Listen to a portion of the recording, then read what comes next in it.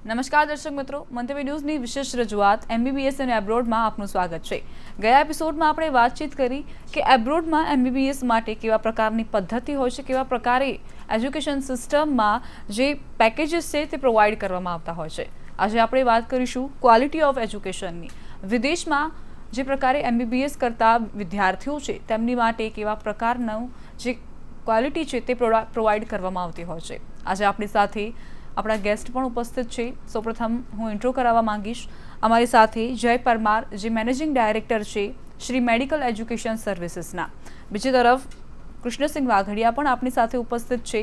तेओ पण एमडी है अने साथे ज अनेक ख्यातनाम हॉस्पिटल साथे संकळायेला छे। जो कि आज अनेक वधु एक गेस्ट पण आपणी साथे उपस्थित है। तेमनुं नाम है डॉक्टर संदीप पटेल। तेओए फिलिपाइन्सथी पोतानुं अभ्यास पूरुं कर्युं छे अने साथे ज तेओए पहली ज वखत में लाइसेंसनी जो एक्जाम होय छे मेडिकल काउंसिल ऑफ इंडिया ने ते प्रथम वखत में ज क्लियर करी हती। स्वागत है तमाम आपनु। हूँ संदीप भाई तमारी पासे आवा मांगीश अने तमे जे रीते फिलिपाइन्स में एमबीबीएस पूरुं कर्युं त्यां तमे केवा प्रकारनो अनुभव कर्यो अने साथे ज त्यां केवा प्रकारनी सिस्टम छे, सिस्टम विषे दर्शकोने माहिती आपशो। जी चौक्कसथी जणावी दईश। फिलिपाइन्सनी एज्युकेशन सिस्टम अने भारतनी एज्युकेशन सिस्टमनी ज्यारे वात करवामां आवे ત્યારે ભારતની અંદર જે એમબીબીએસનો અભ્યાસક્રમ છે 5.5 વર્ષનો જે છે તેવી જ રીતે ફિલિપાઇન્સની અંદર પણ 5 વર્ષનો અભ્યાસક્રમ સાથે સાથે 1 વર્ષની ઇન્ટર્નશીપ એમ ટોટલ 6 વર્ષના સમયગાળામાં કોર્સ કમ્પ્લીટ થાય છે। તદુપરાંત આપણે ભાષાની વાત કરીએ તો સામાન્ય રીતે લોકોમાં એવું રહેતું હોય છે કે વિદેશ જવા માટે ઈચ્છુક વિદ્યાર્થીઓને ત્યાંની પોતાની લોકલ ભાષા પણ શીખવી પડતી હોય, પરંતુ ફિલિપાઇન્સની અંદર અંગ્રેજી જ એકમાત્ર એવી ભાષા છે જે માધ્યમ જે ભણાવવા માટે પણ એ માધ્યમ વાપરવામાં આવે છે। સાથે સાથે આ ભાષા ફિલિપાઇન્સમાં વર્લ્ડમાં લોકો એવું કહે છે કે વર્લ્ડમાં 3જા નંબર પર બોલાતી ભાષા ફિલિપાઇન્સની અંદર અંગ્રેજી ભાષા છે। જ્યારે એજ્યુકેશન સિસ્ટમની વાત કરવામાં આવે તો સમગ્ર ફિલિપાઇન્સની તમામ યુનિવર્સિટીઝની અંદર અમેરિકન પદ્ધતિ દ્વારા એજ્યુકેશન સિસ્ટમ છે અને જે ભણાવવાની પદ્ધતિ છે એ લોકોની તે ઓડિયો વિઝ્યુઅલ ટેકનિકથી એ લોકોના ક્લાસરૂમ ચાલે છે અને સાથે સાથે એ લોકોના જે અભ્યાસક્રમનું જે સ્કેડ્યુલ જે કહીએ આપણે એ આ પદ્ધતિથી ચાલવાની સાથે સાથે એ લોકો એ અભ્યાસક્રમ પણ સમયસર પૂરો પાડે છે। ડૉક્ટર જે હું તમારી પાસે આવવા માંગીશ અને જે આ પદ્ધતિ છે તેનો અને આ ટેકનિકનો ઇન્ડિયામાં આવ્યા પછી કેવી રીતે ઉપયોગ થઈ શકે છે, વિદ્યાર્થીઓને શું ફાયદો થશે?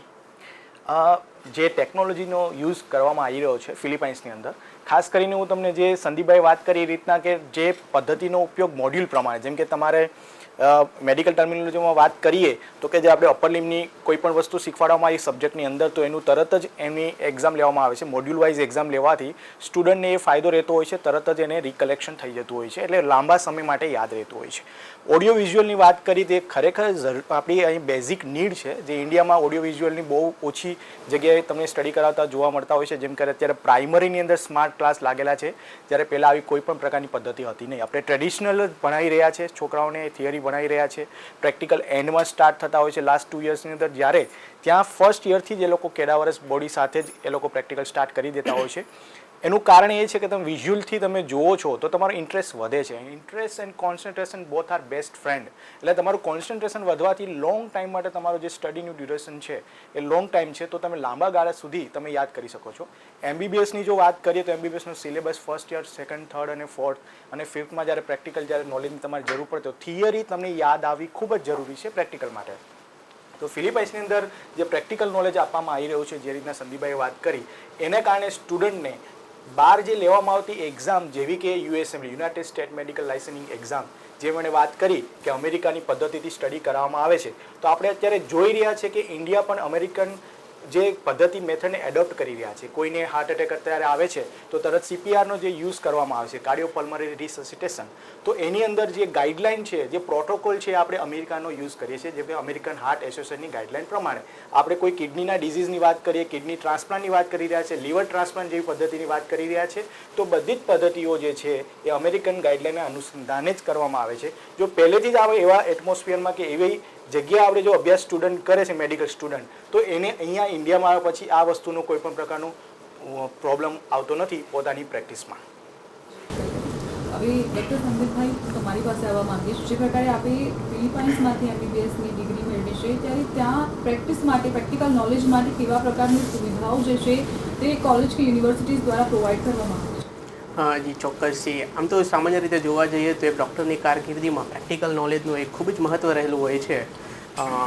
ફિલિપાઇન્સની જ્યારે વાત કરીશ, હું પોતે એક ફિલિપાઇન્સનો ગ્રેજ્યુએટ છું અને હું ચોક્કસથી જણાવીશ કે જેવી રીતે ભારતની અંદર જે MBBSના 5 વર્ષના સમયગાળાની અંદર જે રીતે જે ફર્સ્ટ યરથી જે રીતે પ્રેક્ટિકલ ચાલુ થાય છે, એવી જ રીતે ફિલિપાઇન્સની અંદર પણ પ્રથમ વર્ષથી જે લોકો કેડેવર ડિસેક્શન છે, ફિઝિયોલોજીની લેબ છે, સામાન્ય રીતે જેમ જેમ ક્લિનિકલ સબ્જેક્ટ જે રીતે આગળ આવતા જાય છે એવી રીતે patient doctor relationship, history taking કે જે સામાન્ય રીતે ખૂબ જ અગત્યના પાયાની વસ્તુઓ આપણે કહી શકાય એક ડૉક્ટરની કારકિર્દીમાં, એ સમગ્ર રીતે ફિલિપાઇન્સમાં પણ એ પ્રેક્ટિકલ નોલેજ પૂરું પાડવામાં આવે છે.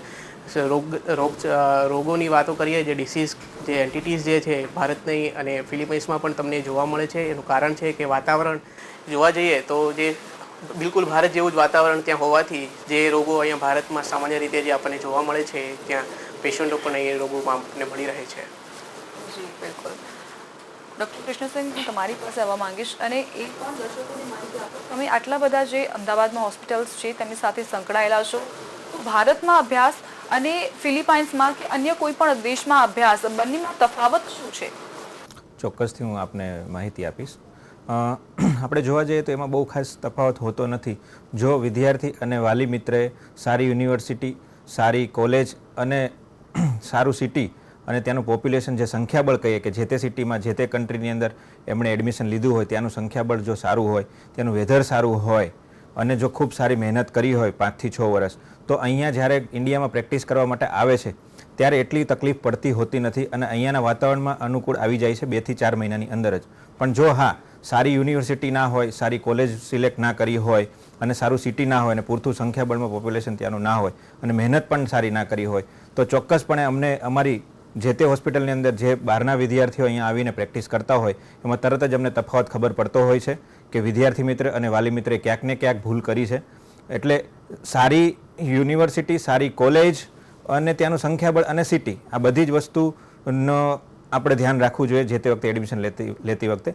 પણ જો અમારા જે વિદ્યાર્થી અને જે વાલી જે અમારી જોડે ગાઈડન્સ લેતા હોય છે, તો અમે આ બધી જ વસ્તુ અમને ખબર હોય છે અને અમને પૂરતી માહિતી અમે આપતા હોઈએ છીએ, જેથી કરીને અમારા થ્રુ જે વિદ્યાર્થીઓ બહાર એડમિશન લીધા હોય જે તે કન્ટ્રીઝની અંદર, તો એમને કોઈ બહુ એટલી ખાસ તકલીફ હોતી નથી અને ઇન બિટવીન તકલીફ હોય છે તો પણ અમે એને સોલ્વ આઉટ કરતા હોઈએ છીએ. એટલે યુનિવર્સિટી અને કોલેજ સિલેક્શન બહુ જ અગત્યનું હોય છે. ડૉક્ટર સંદીપ, હું તમારી પાસે આવવા માંગીશ અને મારો સવાલ એ છે કે જ્યારે આપણે ભારતમાં હોઈએ છીએ ત્યારે આપણને અનેક પ્રશ્નો થતા હોય છે. લાયસન્સ મેળવવા માટે પણ MCIની એક્ઝામ પણ તમે ક્લિયર કરી છે, ત્યારે ફિલિપાઇન્સમાં જે એક્ઝામ હોય છે એનમિટ એક્ઝામને કારણે પ્રકારની પ્રક્રિયા છે, એક્ઝામ કઈ રીતે લેવામાં આવશે એ પર આપનું શું કહેવું છે? જી ચોક્કસ, ખૂબ જ અગત્યનો સવાલ છે. જ્યારે એનમેટની વાત આવતી હોય ત્યારે લોકો ખરેખર ફિલિપાઇન્સ જવા માટે વિદ્યાર્થીઓની સાથે સાથે વાલીઓમાં પણ આ એક મૂંઝવણભર્યો એક સવાલ હોય છે. એનમેટ એક નેશનલ મેડિકલ એડમિશન ટેસ્ટ છે જે ફિલિપાઇન્સની અંદર એક MD પ્રોગ્રામની અંદર એડમિશન માટેની ખૂબ જ અગત્યની એક્ઝામ છે.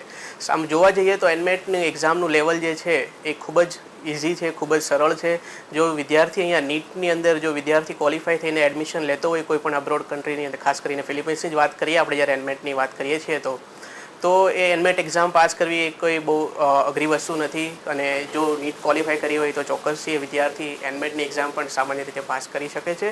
અભ્યાસક્રમની વાત કરીએ તો એનમેટની અંદર ફક્ત 11 અને 12માનું જ સવાલો પૂછવામાં આવે છે. ખૂબ જ બેઝિક લેવલની એક્ઝામ હોય છે. 2 પેપર રહે છે એમાં અને સવારના પેપરની અંદર એપ્ટિટ્યૂડ અને રિઝનિંગના જેવા સવાલો આવે છે અને ત્યારબાદ પેપર 2ની અંદર જે ફિઝિક્સ, કેમેસ્ટ્રી અને બાયોલોજી જેવા વિષયો પર એક્ઝામ લે છે. આ એક્ઝામની અંદર કોઈ પાસ કે ફેલનું રિઝલ્ટ આવતું નથી, ફક્ત ને ફક્ત પર્સન્ટેજ રેન્ક આવે છે જે 40%ની ઉપર લાવવાનો રહે છે પાસ થવા માટે. અને જે વિદ્યાર્થીઓ નીટની અંદર ક્વોલિફાય થયા હોય છે તેમના માટે તો એનમેટની એક્ઝામ કંઈ પાસ કરવી કંઈ અઘરું ના કહી શકાય. એટલે ચોક્કસથી આ પ્રશ્ન પર વિદ્યાર્થીઓએ મૂંઝવણ ના રાખવી જોઈએ કોઈ પણ પ્રકારની. અને ઇન્ટર્નશિપ માટે કઈ વિશિષ્ટ જે સુવિધાઓ હોય છે તે આપવામાં આવતી હોય છે કે શું કે કંઈ સ્પેશિયલ પ્રોવિઝન્સ તેના માટે પ્રોવાઈડ કરવામાં આવે છે, એ અંગે પણ માહિતી આપશો દર્શકોને? હા જી ચોક્કસથી. ફિલિપાઇન્સની અંદર જ્યારે ઇન્ટર્નશિપની વાત કરીએ ત્યારે 5th યરની અંદર જ્યારે 52 વીકનું એટલે કે 1 વર્ષના સમયગાળાનું એક ક્લિનિકલ રોટેશન એ લોકો ફિલિપાઇન્સની અંદર જે આવતું હોય છે, જેમાં અલગ અલગ ડિપાર્ટમેન્ટની અંદર અલગ અલગ સમયગાળાઓમાં આપણે એ ક્લિનિકલ રોટેશન કરવાનું રહે છે. જે બધી જ યુનિવર્સિટીઝમાં MCI રિકોગ્નાઇઝ ઇન્ટર્નશિપ એ વેલિડ ગણવામાં આવે છે અને ફક્ત પછી ભારત પરત ફર્યા પછી MCIની એક્ઝામ ક્લિયર કરીને તરત જ વિદ્યાર્થી પોતે પરમેનન્ટ રજિસ્ટ્રેશન કરાવી શકે છે.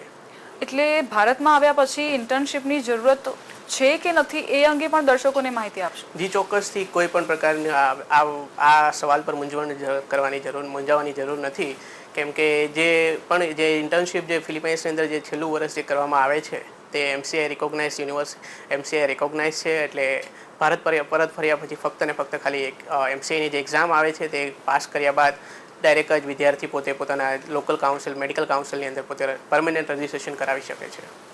એટલે એક વસ્તુ તો અહીંયા ક્લિયર થઈ ગઈ કે જે પણ લોકોની મૂંઝવણ હતી કે MCI માટે પણ કંઈક ઇન્ટર્નશિપની જરૂર હોય છે કે એવું કંઈ જ નથી. ભારતમાં તમે આવીને પોતાનું MBBS એબ્રોડમાંથી પૂર્ણ કરી લીધું હોય ત્યારે ત્યારબાદ તમને દેશમાં આવીને માત્ર લાયસન્સ માટે જ એક્ઝામ આપવાની હોય છે.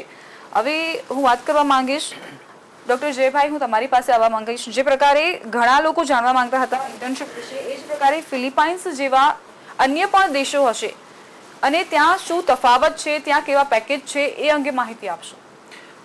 ફિલિપાઇન્સની સાથે સાથે ઘણા લોકો અત્યારે સ્ટુડન્ટ યુક્રેન, સેન્ટ્રલ અમેરિકા જેવા કન્ટ્રીમાં જઈ રહ્યા છે. બીજા ઈસ્ટ યુરોપ કન્ટ્રીની વાત કરીએ તો ઘણા બધા કન્ટ્રીઝ છે જ્યાં લોકો અત્યારે હાલમાં સ્ટુડન્ટ 1 લાખ જેટલા સ્ટુડન્ટ અત્યારે બહાર ફોરેનની અંદર સ્ટડી કરી રહ્યા છે. હું સારો સ્પોટ અથવા સારું ડેસ્ટિનેશન જો માનતો હોઉં તો ફિલિપાઇન્સ પછી જે આપણે વાત કરી કે જે રીતના ઇન્ડિયા એડોપ્ટ કરી રહ્યું છે અમેરિકન સિસ્ટમને, અને એવી રીતના કોઈ લિબરલ કન્ટ્રીઝ હોય છે કે જે ખરેખર અમેરિકાને પણ આવકારે છે અથવા તો એના નિયમોને એના પ્રોટોકોલને આવકારતું હોય તો એ કન્ટ્રીમાં આવે છે યુક્રેન અને સેન્ટ્રલ અમેરિકા. સેન્ટ્રલ અમેરિકાની જો વાત કરીએ તો એ સેન્ટ્રલ અમેરિકા એક કેરેબિયન કન્ટ્રીઝ છે.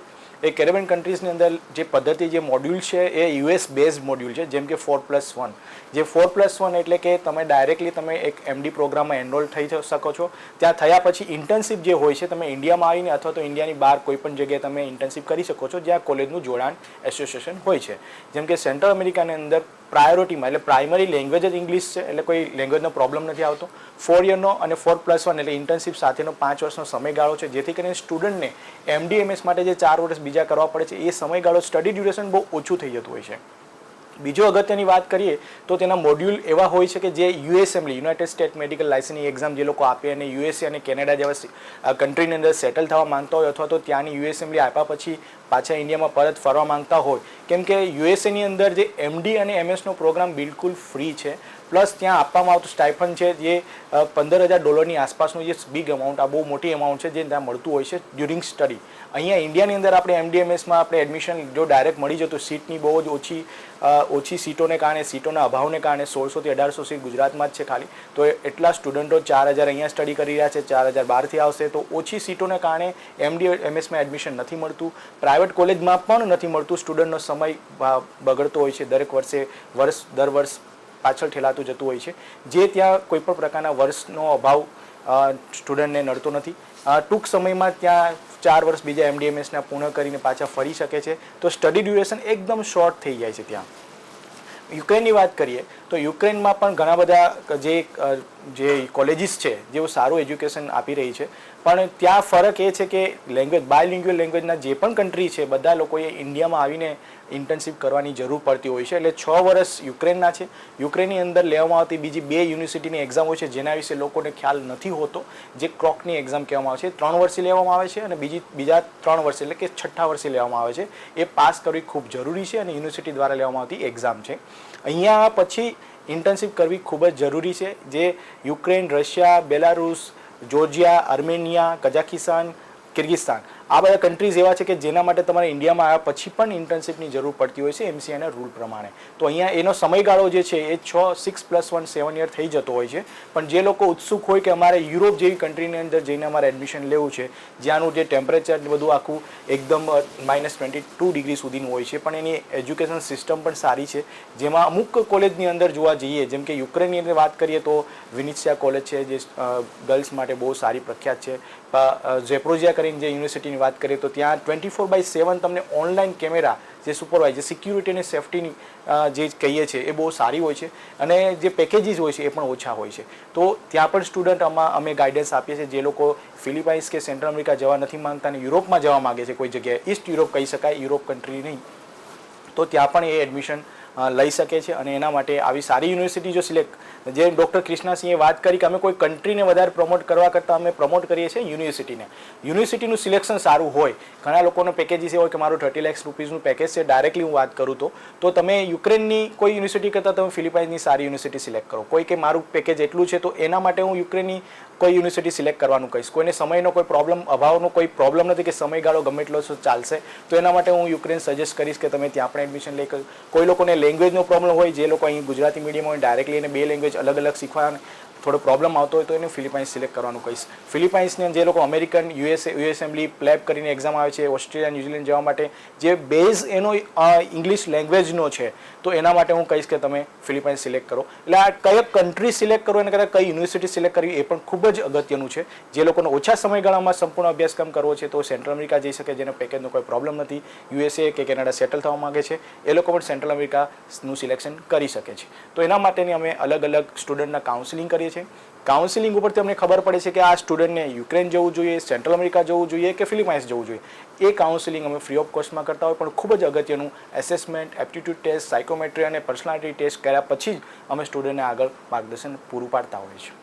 એટલે જે વિદ્યાર્થીઓ એવી રીતે વિચારતા હોય કે તેમને ઇંગ્લિશ આવડતું હોય અને લેંગ્વેજ બેરિયર કદાચ તેમને ના હોય તો તેઓ ફિલિપાઇન્સને આ તમામ જે સેન્ટ્રલ અમેરિકા જેવા કન્ટ્રીઝ છે તેની પસંદગી કરી શકે છે. અને આ સિવાય જો અન્ય દેશોમાં જશે તો તેમને સ્થાનિક ભાષા જરૂરથી શીખવી પડશે. હા, એ ચોક્કસ છે.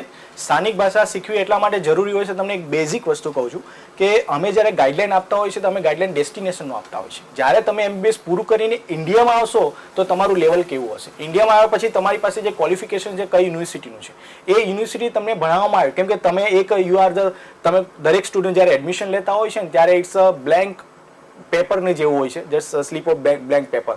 એટલે કંઈ પણ વ્યક્તિ કહેવામાં આવે છે કોઈ કન્સલ્ટન્ટ દ્વારા કે કોઈ એજન્ટ દ્વારા, એ પૂરેપૂરું લખાઈ જતું હોય છે કે એ બિલીફ બની જતી હોય છે કે મારે આ કન્ટ્રીમાં, મારે આ કોલેજમાં જવું જોઈએ. એવું નથી હોતું. જે રીતના તમે વાત કરી કે લેંગ્વેજનું ખૂબ જ મહત્વ છે. જ્યારે ઇન્ટર્નશિપ ચાલતી હોય કે જ્યારે પ્રેક્ટિકલ ચાલતું હોય ત્યારે ઘણી વખત સ્ટુડન્ટને ત્યાંના લોકલ જે લોકો હોય છે, પીપલ હોય છે, એની સાથે કોન્વર્ઝેશન કરવું પડતું હોય છે.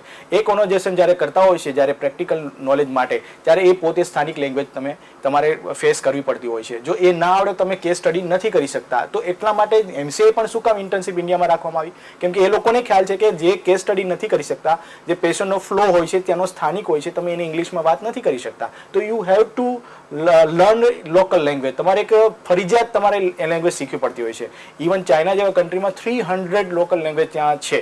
તો તમે જે એરિયામાં હો છો, જે લોકાલિટીમાં હો છો, તમારે એની પણ લેંગ્વેજ શીખવી પડતી હોય. જે રીતે ઇન્ડિયામાં તમે ગુજરાતમાં તો ગુજરાતી, તમે મહારાષ્ટ્રમાં તો મરાઠી, હિન્દી તો આવડવું જોઈએ, ઇંગ્લિશ તો આવડવું જોઈએ, પણ એના સિવાયની લોકલ લેંગ્વેજ પણ ઇન્ડિયામાં તમને આવડવી ખૂબ જરૂરી છે. એવી રીતના પણ અમુક કન્ટ્રીઝ એવા છે કે જેની લોકલ લેંગ્વેજ અલગ ડિફરન્ટ હોય છે. એટલા માટે સ્ટુડન્ટે એક વધારાનો લોડ એના ઉપર આવતો હોય છે કે જેને શીખવું પડતું હોય છે. જેવી રીતના તમે વાત કરી કે જે ઇંગ્લિશ મીડિયમ, આપણે ગુજરાતની વાત કરીએ તો ઘણા લોકો હવે તો ઇંગ્લિશ મીડિયમમાં લોકો, મતલબ કે CBSE બોર્ડના સ્ટુડન્ટ વધારે અમારી પાસે આવી રહ્યા છે. ગુજરાતી બોર્ડના સ્ટુડન્ટ જે હોય છે એને ઇંગ્લિશ પણ શીખવાનું હોય છે, ઇંગ્લિશ મતલબ કે મેડિકલ ટર્મિનોલોજી પણ શીખવાની હોય છે. તો ત્યારે આ લેંગ્વેજને લઈને ઘણા બધા ઇશ્યુઝ ક્રિએટ થતા હોય છે. તો અને ડ્યુરેશનને લઈને ઇશ્યુઝ ક્રિએટ થતા હોય છે. તો એ સોર્ટ આઉટ કરવા માટે અમે લોકો કઈ રીતના એને હેન્ડલ કરવું આ ઓબ્સ્ટેકલ્સને, એના માટેનો રસ્તો અમે બતાવતા હોઈએ છીએ અને સારું ગાઈડલાઈન અમે આપતા હોઈએ છીએ. બિલકુલ. હવે ડિફરન્સ વિશે વાત કરીએ. ઓલ ઓવર જે પણ તમામ દેશો છે અને જે વિદ્યાર્થી ભારતની બહાર જઈને ભણતર જે છે તે ગ્રહણ કરવા માંગતો હોય અથવા જે MBBS ની કારકિર્દી છે અને એના સિવાય જે માસ્ટરની ડિગ્રી છે એના વિશે તમામ જે ડિફરન્સ છે એ અંગે પણ માહિતી આપશો. સિમ્પલ અમે વાત કરીએ તો સિમ્પલ કે તમારે ખાલી MBBS પૂરું કરીને ઇન્ડિયા આવવું છે તો ઇન્ડિયાની અંદર જે અત્યારે હાલમાં ચાલી રહ્યું છે 5.5 વર્ષનો કોર્સ છે, રેસિડેન્સી તમને કરાવવામાં આવે છે. પણ તમે જો બહાર કોઈ પણ કન્ટ્રીમાં એડમિશન લઈ રહ્યા છો તો તમે ખાલી MBBSની બેઝિક દ્રષ્ટિ જુઓ કે હું MBBS કરવા માટે નહીં, MBBS કર્યા પછી MD/MS મારે કોઈ જગ્યાએ કરવું હોય તો કઈ રીતના કરવું. જેવી રીતના ઘણા બધા કન્ટ્રીઝ અત્યારે લોકોને ઇન્વાઇટ કરી રહ્યા છે, જેમ કે જર્મની છે, ત્યાં બિલકુલ ફ્રી ઓફ કોસ્ટમાં MD/MSનો કોર્સ થઈ રહ્યો છે. તો તમે એવા કન્ટ્રીની નજીકના કોઈ કન્ટ્રીની અંદર જઈને તમે એડમિશન લીધું છે તો તમને એનું એટમોસ્ફિયર, તમને એનું જાણવા મળશે કે મારે કઈ રીતનાની પ્રિપરેશન કરવી છે.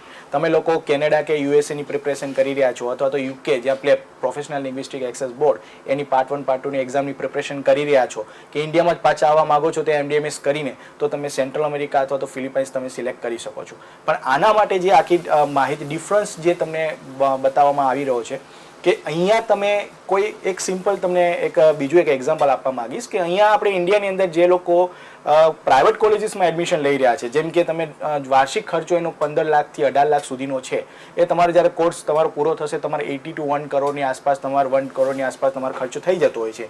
જ્યારે તમે ફોરેનની અંદર તમે જશો તો તમારી પાસે 2 ઓપ્શન અવેલેબલ છે.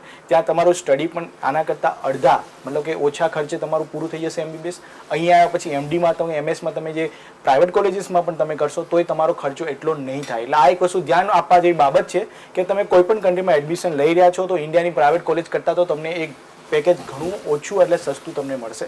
બીજી વસ્તુ કે જે લોકોને ફ્રી ઓફ કોસ્ટમાં MD/MS કરવું છે અને ફોરેન સેટલ થવું છે, કેમ કે યુનાઇટેડ સ્ટેટ મેડિકલ લાઇસન્સિંગની એક્ઝામ જે toughest exam in the world, but ઘણા બધા આપણા અહીંના ડૉક્ટર છે, ગુજરાતના ડૉક્ટર છે, ગુજરાતમાં સ્ટડી કરતા સ્ટુડન્ટ પણ છે કે જે લોકોએ આ એક્ઝામ આરામથી પાસ કરી છે.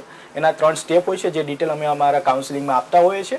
એ એક્ઝામ પાસ કર્યા પછી તમારે ફ્રી ઓફ કોસ્ટમાં MD/MSનો કોર્સ કરવો પડતો હોય છે. તમે ત્યાં જઈને કરી શકો છો અને એ કર્યા પછી તમે ઇન્ડિયા પણ પાછા આવી શકો છો, ત્યાં પણ તમે સેટલ થઈ શકો છો. તો સિલેક્શન એટલા માટે મહત્વનું બની જાય છે કન્ટ્રીનું અને યુનિવર્સિટીનું કે એ યુનિવર્સિટીનું ત્યાં કેવું ટાઈપ છે, USMLE માટે પ્લેબ માટેની પ્રિપરેશન માટેનું કેવું પ્રોવિઝન છે એ અમે આપતા હોઈએ છીએ.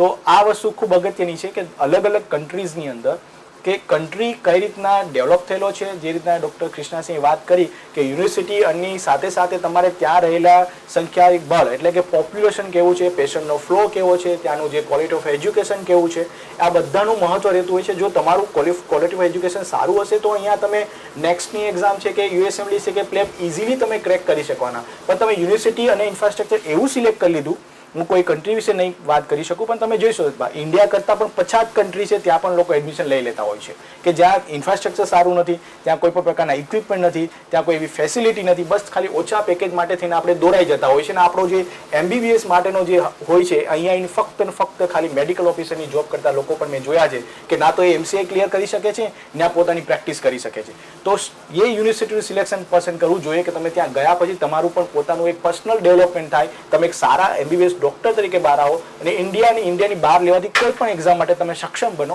એના માટેની એક માહિતી અને ઇન્ફોર્મેશન મેળવી ખૂબ જ જરૂરી છે. તો એ અમે પૂરી પાડતા હોઈએ છીએ. બિલકુલ.